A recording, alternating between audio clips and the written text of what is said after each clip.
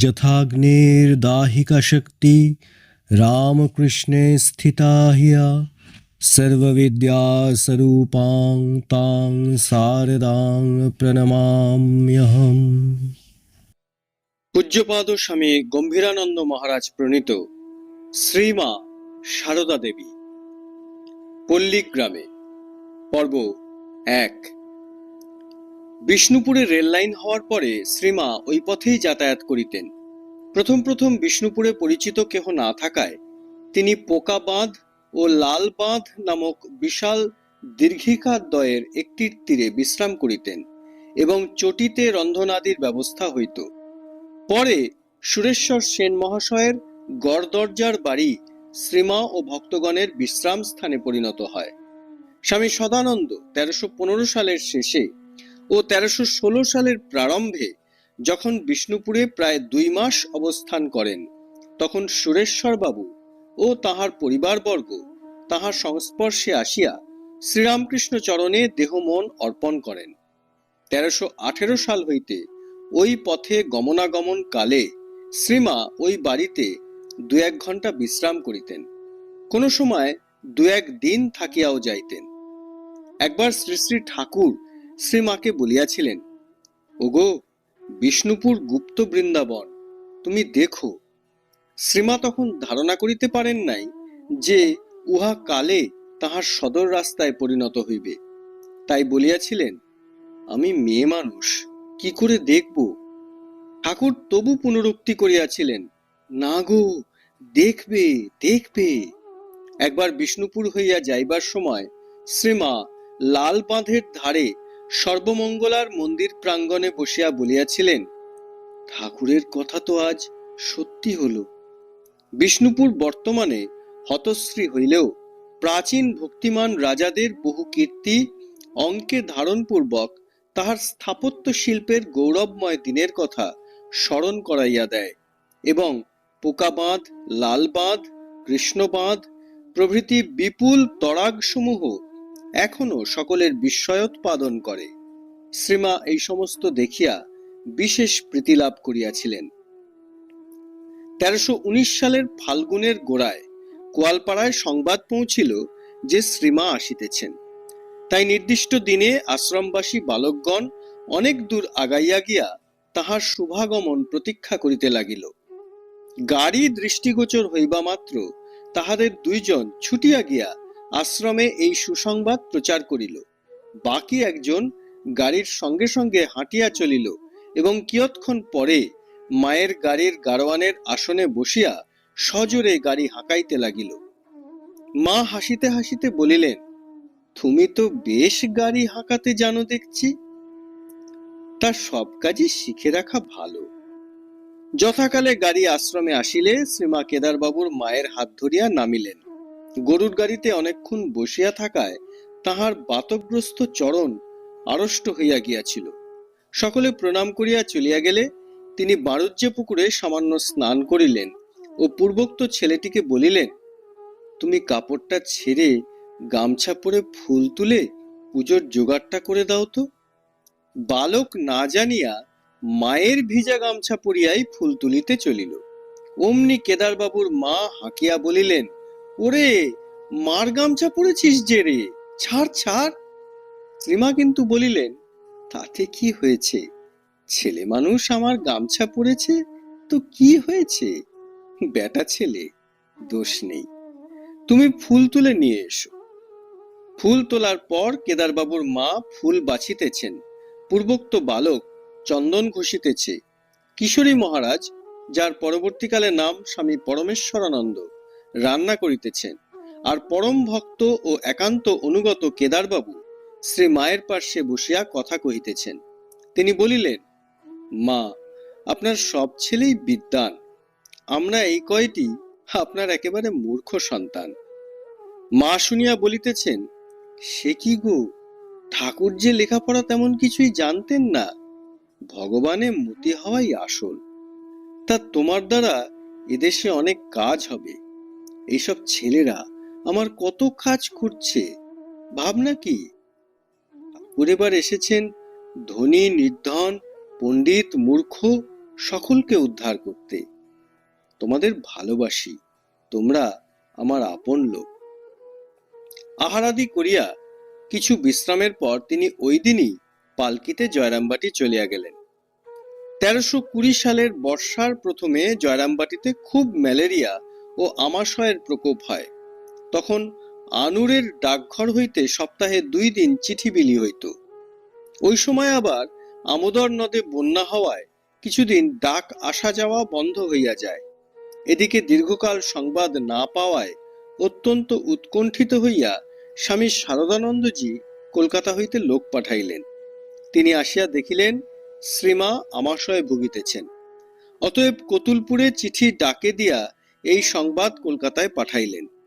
সঙ্গে সঙ্গে চিকিৎসার্থে ডাক্তার কাঞ্জিলাল ও সেবার জন্য নিবেদিতা বিদ্যালয়ের শ্রীযুক্তা সুধীরা দেবী জয়রামবাটি আসিলেন। 2-1 দিন পর যোগিনমার ভগিনী কালিদাসী এবং মাস্টার মহাশয়ের স্ত্রীও আসিলেন। শ্রীমা ইহাদের যত্নে শীঘ্রই নিরাময় হইলেন। কিন্তু কলকাতা হইতে আগত এতগুলি লোকের সুখ স্বাচ্ছন্দ্য বিধান তাহার নিকট এক বিষম সমস্যা হইয়া দাঁড়াইল। বর্ষাকালে পল্লীর রাস্তা নগরবাসীর পক্ষে অব্যবহার্য, আবার তরিতরকারি তখন একেবারে দুর্লভ।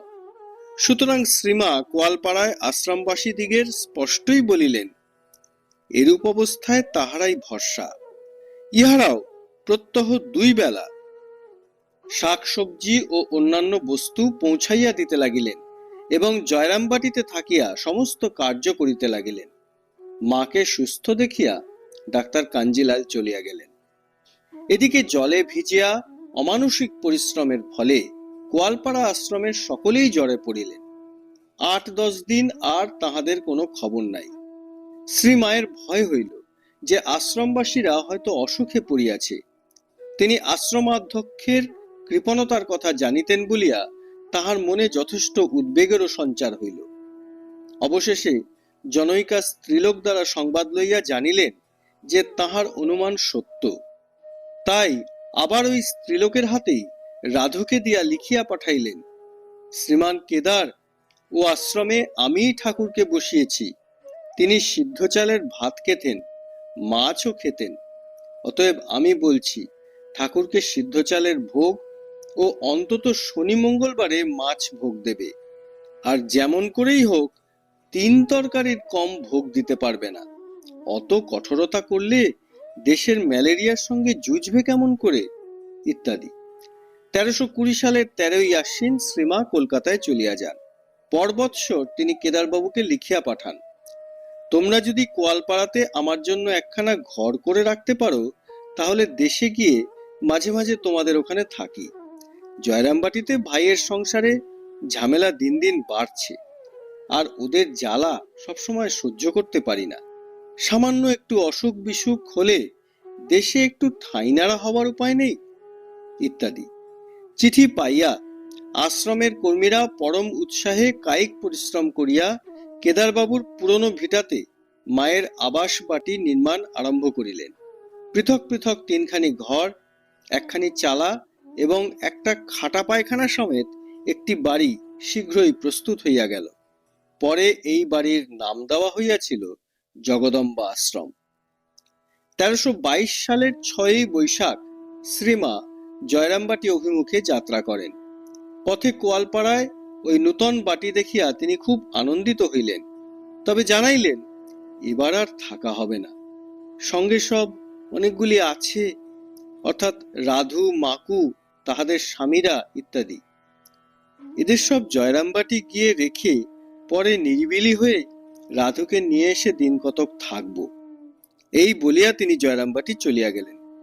3 মাস পরে শ্রীমায়ের কোয়ালপাড়ায় আসার দিন স্থির হয়। তখন শ্রাবণ মাস। নির্ধারিত দিনে সকাল হইতেই অবিরাম বৃষ্টি আরম্ভ হইল। আশ্রমবাসীরা ভাবিতে লাগিলেন এই দিনে শ্রীমাকে আনিতে যাওয়া ঠিক হইবে কিনা। অবশেষে তাহারা সিদ্ধান্ত করিলেন যে অন্তত সত্য রক্ষার জন্য যাওয়া উচিত। আশা না আসা মায়ের ইচ্ছা।